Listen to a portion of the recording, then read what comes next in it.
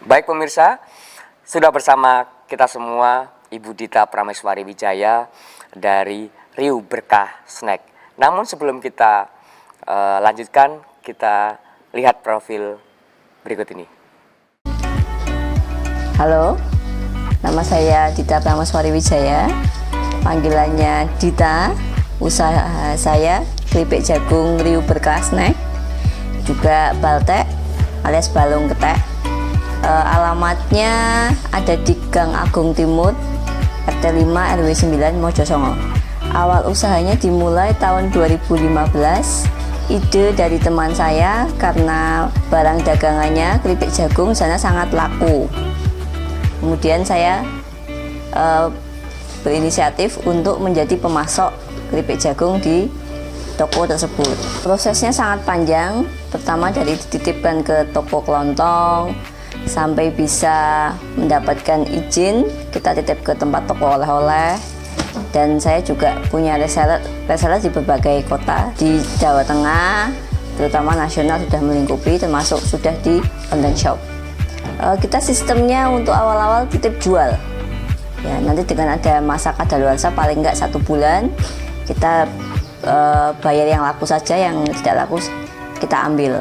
Awal mulanya Riu Berkah Snack itu tidak berlabel PIRT.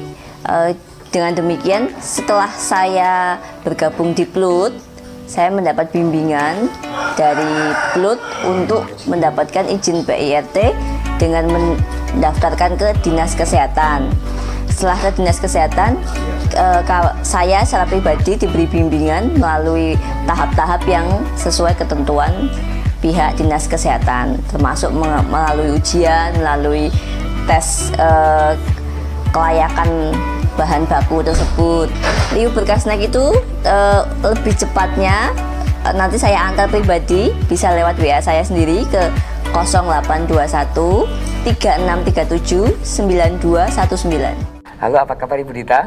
Kabar baik, Mas. Ya, Ibu, ini unit usahanya apa aja ya Bu ya? Keripik jagung. Keripik jagung. Khususnya. Oke, Satu lagi baltek. baltek itu apa? Saya singkat sebenarnya balung ketek. Balung ketek disingkat baltek. Iya, gitu ya. aja. Selain ini tadi produksinya adalah jagung, apa ini namanya? Keripik jagung. Keripik jagung. Keripik jagung terus sama balung ketek atau baltek. Dan ini ada beberapa varian ya Bu ya. Iya. Bisa disebutkan variannya apa saja Ibu? Kalau baltek itu yang sering laku itu gula Jawa. Gula Jawa. Kita sebutnya gula merah, gula putih, pedas, sama original. Sama original. Dan awal mula ini produksi ini seperti apa Bu? Itu saran dari teman. Saran dari teman. Karena dia punya toko, katanya keripik jagungnya di situ laris. Dan kewalahan karena pemasoknya itu tidak setiap hari. Dia mengusulkan kepada saya untuk coba-coba jualan keripik jagung. Coba-coba jualan keripik jagung. Dan akhirnya laku ya Bu ya? Ya, alhamdulillah. Dulu apakah packagingnya seperti ini atau masih biasa? Enggak, Mas. Sampai sekarang pun yang packagingnya cuma kecil-kecil yang 1.000 itu. Oke, dari plastik yang kecil-kecil, kemasan Rp1.000 itu ya. Terus kemudian ini packagingnya semakin bagus ya Bu ya? Iya. Oke, mungkin idenya dari mana Bu ini? Idenya itu ya, kok Solo itu saya lihat jarang yang jualan keripik jagung. Balteknya juga saya belum pernah lihat yang untuk di warung-warung kecil. Saya coba-coba buat itu, alhamdulillah banyak yang suka. Produk pertama apa ini? Keripik jagung. Keripik jagung duluan. Terus jedahnya dari keripik jagung ke produk yang lain itu berapa? Sekitar 3 tahun. 3 tahun. Iya, jadinya. Untuk namanya apa Bu? Ini? Sama, Riu Berkah juga. Riu Berkah. Ya. Ibu bisa ceritakan asal muasal nama ini dan apa sih makna nama itu? Riu Berkah itu diambil dari Riunya. Riu nama putra saya. Ya, saya usahakan untuk anak saya. Jadinya pakai nama anak saya. Pakai nama anak. Iya. Terus kemudian awal-awal membuka usaha ini modalnya sampai berapa waktu itu Bu? Awalnya cuma 40.000. 40.000. Iya. Kecilan aja, sampai sekarang sudah pemasok bahan baku sendiri. Pemasok bahan baku sendiri. Ada kesulitan nggak dalam usaha seperti ini, Bu? Banyak Mas suka dukanya. Iya, suka Pernah dukanya tidak seperti apa? produksi selama 3 bulan karena nggak ada bahan baku. Terus ya namanya juga usaha dari nol sendiri, kendalanya cuaca, apalagi sekarang masa pandemi, sangat berdampak Mas. Dan prosesnya seperti apa sih, Bu, membuat keripik jagung ini? Kalau keripik jagung itu saya memang punya pemasok bahan baku dari luar kota. Ya tinggal kita goreng biasa, nanti kita bumbuin aja. Dari jagung langsung dibumbuin atau tidak dikepuk duluan gitu? Ada bahan bakunya itu seperti emping mentah gitu. Oh, Saya punya artinya punya pemasoknya tempat. itu mengirim kepada Ibu sudah seperti emping itu sudah kering ya, Bu ya? Betul. Berarti Ibu tinggal menggoreng sama membumbui. Iya betul. Gitu. Ibu, untuk pembuatannya ini susah nggak? Kalau susah sih yang terutama balteknya yang agak susah karena prosesnya lama. Prosesnya lama. Dari bahan mentah singkong, nanti tunggu perebusan dulu sampai penjemuran. Kalau cuacanya bagus ya 2-3 hari bisa proses penggorengan. Kalau musim cuaca penghujan seperti ini paling enggak ya paling cepat aja 5 hari. Paling cepat 5 hari baru jadi produk baltek itu Iya. ya? Oke. Kalau pemasarannya seperti apa, Bu? Yang Ibu Pemasarannya lakukan? alhamdulillah karena sekarang modelnya sosmed, jadi agak terbantu di situ. Alhamdulillah sampai sudah nasional. Sudah nasional, Iya. luar biasa. Kalau bagi pemirsa yang ingin kepo nih tentang produk Ibu, bisa kepo di mana? Bisa lihat di sosmed saya, di IG-nya karena dulu saya dagang korden juga, IG-nya di Dita Korden, di Marketplace ada, di GoFood ada, bisa lewat WA secara online saya pribadi bisa. Jadi IG-nya Dita Gordin. Iya, pakai Dita nama lama. Gordin ya, pemirsa nanti bisa lihat di bawah ini. Sekalian di Facebooknya juga Dita Prameswari ya. Betul. Dita Prameswari, baik. Ibu, pasti dalam 6 tahun terakhir pasti ada kendala-kendalanya. Tidak mungkin langsung instan kemudian bisa sukses gitu. Mungkin bisa ceritakan, Bu, dari awal. Perjuangannya itu dari titip-titip ke toko, ditolak ya, sudah kita terima sampai sekarang bisa titip ke pusat oleh-oleh besar ya alhamdulillah. Terus sampai masa pernah sama sekali tidak produksi ya, cari gimana dapat bahan baku sampai keluar kota, sampai cari ke petani langsung, pernah seperti itu. Sampai akhirnya sekarang sudah punya tempat khusus untuk pemasok. Sampai ketemu Iya. pemasoknya itu Iya. ya. Waktu itu prosesnya berapa lama? Untuk dari awal kemudian menemukan kesulitan kemudian growth lagi gitu. Naik turunnya itu 2 tahun setelah berdiri itu Mas, udah mulai karena nggak ada bahan baku itu. Ya, terus kita sudah ketemu lubangnya, alhamdulillah sampai sekarang lancar. Sampai sekarang lancar. Kalau di awal-awal produksi jumlahnya berapa kilo waktu itu kalau masih ingat? Kalau kiloan kita sampai 6 bal, hitungnya bal. 6 bal. Iya, 6 satu bal kira-kira itu berapa? 6 kilo. 6 kiloan. Ya di awal-awal 6 Iya. bal. Dan sekarang sudah produksi berapa? Wah, sekarang bisa sekali datang itu 1 pickup. 1 pickup. Iya. Luar biasa. Minim itu untuk dalam paling lama 1 bulan. 1 bulan sudah habis ya, Bu ya? Iya. Ibu mungkin ada kiat-kiat bisnis seperti apa supaya pemirsa juga bisa menginspirasi. Kalau kiat bisnis dari saya itu jangan malu, Jangan malu. jangan mudah menyerah. Apapun ditolak berkali-kali, apapun orang berkata juga tetap harus terus maju. Harus terus maju. Ya, Tetap tentunya konsisten dengan Ibu berdoa ya. ya. Dan berdoa pastinya. Iya. Ibu sekarang sudah terdaftar di Plut Kota Surakarta. Betul. Itu sejak kapan? Jalan 2 tahun ini. Jalan 2 tahun. Apa sih yang memotivasi Ibu untuk bergabung di Plut Kota Surakarta? Waktu itu saya ikut seminar di Plut, saran dari teman seprofesi dagangan juga. Terus akhirnya kenal sama Mbak Juwita, bisa masuk ke grup WA Plut. Sampai sekarang alhamdulillah berkembang. Ini juga lagi proses izin. Proses izin. Iya. Baik. izin apa Bu untuk saat ini? Untuk PIRT. PIRT. Ya. Kalau yang sudah dilakukan, ini perizinannya apa saja?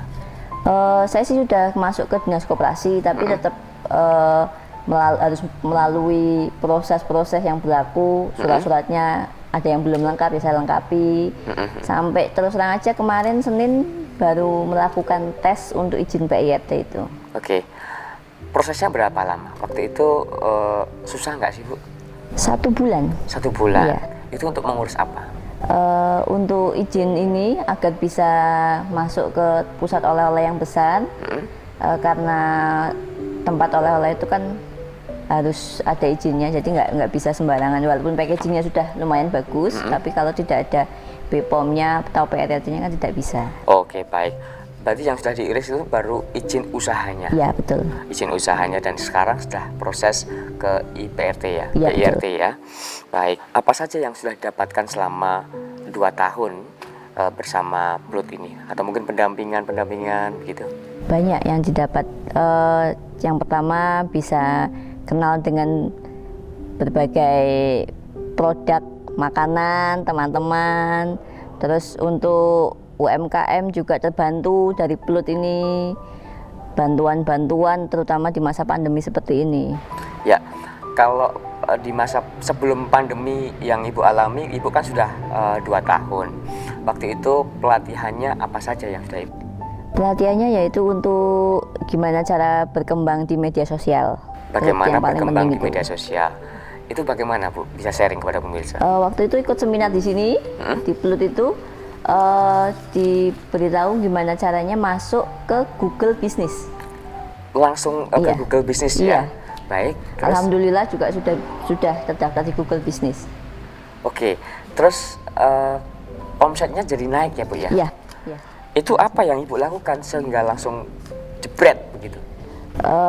Ya promosinya lebih kencang ya? Sangat gencar. Sangat gencar. Dan kemudian Ibu manfaatkan di media sosial juga. Kemudian apakah sudah pernah ikut training untuk landing page? Waktu itu sudah sempat ditawarin, tapi karena kendala saya punya baby, jadi saya nggak bisa ikut. Oke, Iya. di next berikutnya ya Bu Iya. ya. Baik, selain itu apa saja yang Ibu dapatkan di Blood Kota Surakarta? Banyak sekali ya Mas, terutama seperti sekarang ini saya bisa lebih luas lagi untuk memasarkan produk saya. Salah satunya itu, yang sebelumnya juga selalu penawarannya ke teman-teman itu juga sangat terbantu. Resellernya juga makin bertambah lewat Blood juga. Lewat Blood. Dan tentu didampingi juga tentang packagingnya ya. Betul. Packagingnya ada pendampingan daripada konsultan Blood Kota Surakarta tentang packaging, terus kemudian pemasaran. Dari sisi pemasaran, Ibu sudah mengikuti? Sudah sempat mengikuti. Waktu itu diajarkan apa? Kan karena saya dulu packingannya kecil-kecil, kemasan kecil, sekarang juga dikasih tahu untuk packagingnya begini, nanti untuk kedepannya yang lebih bagus lagi. Untuk lebih bagus lagi, dan dibantu tentang desain-desainnya juga ya Bu ya? Betul. Baik. Kalau dari sisi omset nih, dari sebelum pandemi dan pas pandemi seperti apa? Sebelum pandemi dan masa pandemi kemarin itu turun sampai 50%. 50%. Tapi new normal sudah mulai naik sedikit, naik lagi, 60-75%. Ya. Baik, waktu itu apa yang Ibu lakukan sehingga bisa naik lagi? Saya ya langsung door to door Mas. Langsung door to door ya? Karena harus fight iya. ya? Karena sulit waktu itu kan. Waktu itu sulit, oke. Mungkin bagi pemirsa yang belum mengikuti di Blood Kota Surakarta, apa saran dari Ibu kepada pemirsa di rumah? Teman-teman yang punya usaha, mari bergabung ke Blood, khususnya yang belum punya izin seperti saya ini. Ya, mari kita bersama-sama berkembang ke depannya. Jangan putus asa. Terus berjuang aja. Terus berjuang, jangan putus asa. Oke. Dan terakhir Ibu, harapan-harapan Ibu untuk dari pemerintah seperti apa? Harapan saya sih khususnya untuk makanan kering seperti produk saya ini, pemerintah membantu perizinannya lebih mudah. terutama kalau saya itu kan butuh peralatan juga, terus butuh media untuk dirangkul agar masyarakat nasional lebih mengenal produk-produk bukan hanya saya tapi teman-teman juga yang lainnya. Ya, dari Perut Kota Surakarta mungkin ada saran? Sarannya ya agar lebih kekeluargaan lagi, lebih sama-sama saling bergandengan tangan agar maju bersama-sama ke depannya. Baik, Ibu tadi kan produknya rendang ya Bu ya. Kalau rendang 008 ini namanya kan unik nih. Iya. 008 ini dari mana? Itu berawal sebenarnya nama anak saya yang ikut membantu di rendang ini, namanya kan Saras, Pak. Oh, Saras. Iya. Jadi terinspirasi Saras 008 Saras ya. 008. Baik. Oke. Dan Ibu harapannya untuk Perut Kota Surakarta apa ini, Bu? Harapannya kita bisa lebih, terutama mendapatkan lebih banyak anggota. Fungsinya untuk kita sama-sama sharing UMKM. Kemudian dari Perut sendiri perlu adanya pelatihan, lebih banyak pelatihan lagi. Selama ini memang, mohon maaf, yang lebih sering adalah yang kering, Pak. Karena yang basah masih belum begitu banyak. Dan anggota yang basah seperti saya ini pun juga belum begitu banyak. Itu harapan saya, jadi bisa lebih memberikan pendampingan, pembimbingan kepada UMKM ini bisa bekerja, bisa lebih maju dan lebih mandiri. Baik, terima kasih Ibu, dan terima kasih untuk Ibu Dita juga. Baik pemirsa, sebelum kita akhiri, seperti biasa kita ada slogan, kita akan bersama-sama 3, 2, 1. UMKM Pola, ekonomi munggah. Baik pemirsa, tanpa terasa kita sudah di akhir perjumpaan dan kita ketemu di episode berikutnya.